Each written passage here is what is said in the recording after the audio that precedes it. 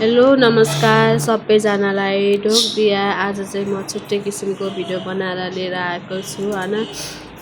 आज चाहिँ मैले चिकन अचार बनाएको छु, आफ्नै हातले फ्रेस अचार बनाएको छु। हजुरहरूलाई पनि खान मन लाग्छ भने मलाई भन्नु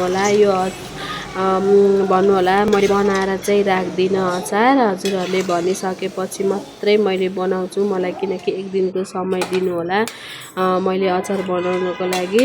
म घरमा बसेर पनि एउटा सानो बिजनेस चलाऊँ कि भन्ने सोचिरहेको छु। मेरो बच्चा सानो छ, स्कुल जान्छ, त्यही भएर बच्चालाई स्कुल पठाएर खाली टाइममा खाली बस्नुभन्दा केही गरौँ कि भन्ने सोचले आजबाट सुरुवात गरेको छु मेरो यो काममा। सबैजनाले साथ सपोर्ट गरिदिनु होला।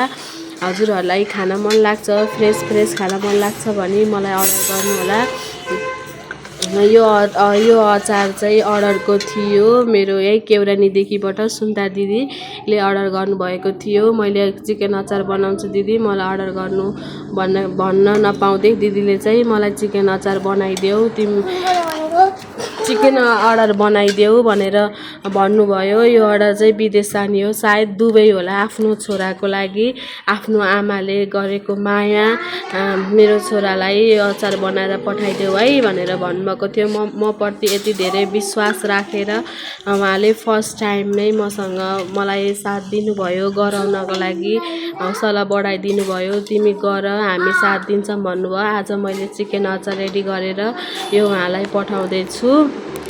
त्यसरी नै हजुरहरूले पनि मलाई साथ सपोर्ट गरिदिनु होला। आज मैले घरै बसेर पनि सानो एउटा बिजनेस सुरु गर्नको लागि हजुरहरूले एकदम सपोर्ट गरिदिनु होला। म बाबु हेरेर पनि आफ्नो कामको लागि अघि बढ्ने छु। सबैले साथ सपोर्ट गरिदिनु होला। Thank you watching my video.